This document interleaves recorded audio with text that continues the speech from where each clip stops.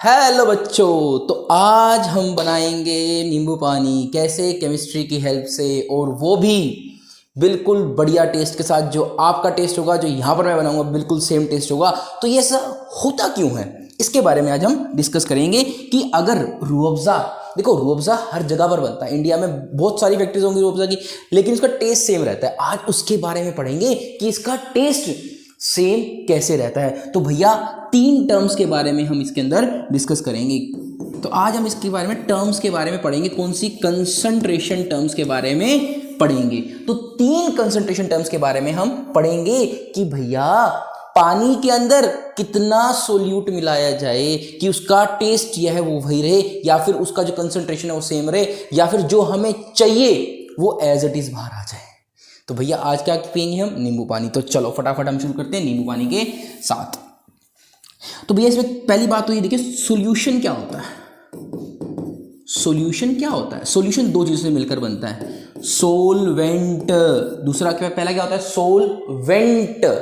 और दूसरी चीज होती है इसके अंदर सोल्यूट। याद रखो, सोल्यूट। अब सोलवेंट क्या होता है भैया? हमारे पास ये लार्ज क्वांटिटी में होता है हमारे पास जनरली, और ये कैसा होता है मेरे भाई? मेरे पास जनरली स्मॉल क्वांटिटी में होता है। अब कैसे याद करोगे? इसको इसके अंदर घुलाया जाता है। जैसे फॉर एग्जांपल सोलवेंट की अगर मैं बात करता हूं मेरे बच्चे, तो सोलवेंट क्या होगा हमारे पास? वाटर। और हमारे पास सोल्यूट क्या होगा? सोल्ट। याद रखो, तो वाटर क्या होगा? सोलवेंट। उसके अंदर चीज को घुलाया गया, किसको घुलाया गया? सोल्यूट को घुलाया गया, तो वो क्या होगा? सोल्ट होगा। चलो भैया एक काम कर देते हैं, ठीक है। अब हमारे पास ना एक बच्चा है जिसका नाम है चमनदास, ठीक है, चमनलाल, ठीक है। अब वो चमनलाल के घर में उसकी आई बुआ जी। चलो भाई साहब, उसकी बुआ जी आई, एक बार करके दिखाते हैं। ये है हमारे पास कौन?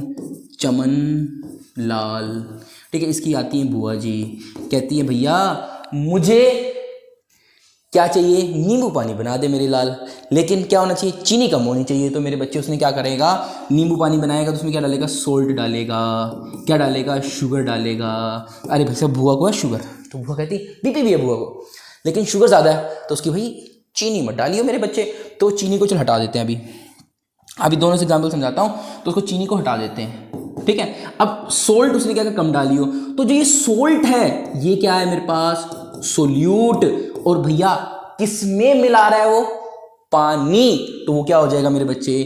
सोलवेंट। क्या हो जाएगा वो? सोलवेंट। और दोनों मिलकर क्या बनाएंगे? सॉल्यूशन।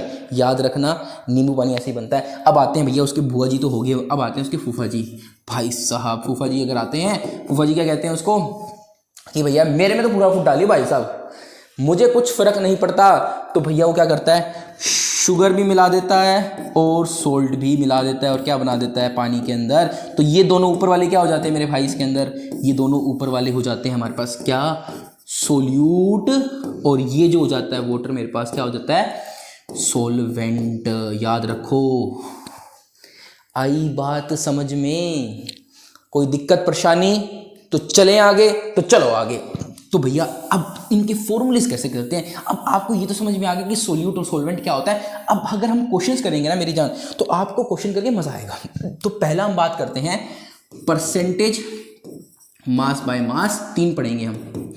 और दूसरा पढ़ेंगे हमारे पास परसेंटेज मास बाय वॉल्यूम, और तीसरा पढ़ेंगे हमारे पास परसेंटेज वॉल्यूम बाय वॉल्यूम। यहां तक कोई दिक्कत आपको?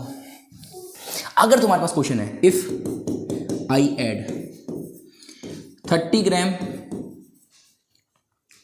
सोल्ट, अगर मैं 30 ग्राम सोल्ट को ऐड करता हूं इन 100 ग्राम ऑफ वाटर के, 100 ग्राम नहीं करते, मैं यहां पर कर देता हूं आपके पास 100 ग्राम ऑफ सॉल्यूशन कर देते हैं यहाँ पे, 100 gram of solution, 100 gram of solution कर देते हैं यहाँ पे। अब दिमाग लगाओ, आपका परसेंटेज होती है 100 में से, तो मैंने इसीलिए एग्जांपल क्या लिया? 100 वाला लिया है। तो भैया अगर मेरे पास पूरी चीज 100 ग्राम है, अगर मेरे पास पूरी चीज मेरे पास 100 ग्राम है, तो भैया 30 ग्राम उसमें से ये है, तो भैया कितना हो जाएगा? 30% हो जाएगा। एक बार क्वेश्चन कर कर देखो क्या समझ में आता है। तो भैया ऊपर क्या लिखना है हमें, mass of solute divided by में mass of solution. Mass of solute क्या है 30, नीचे कितना आ जाएगा 100 इंटू में 100।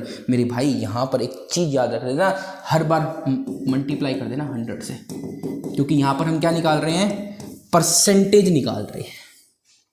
ठीक है, तो भैया अब देखो यहाँ पर कितना आ जाएगा 30% आ जाएगा। तो भाई साहब मैं स्पष्ट शब्दों में ये कहना चाहता हूँ, आपके पास जो आपको इंग्रेडिएंट्स लिस्ट दी जाती है रूह अफ़ज़ा के ऊपर, वो यहीं से निकाली जाती है मेरी जान। वो कहाँ से आएगी, वो कहीं ना तो कहीं यहीं से निकाली जाएगी।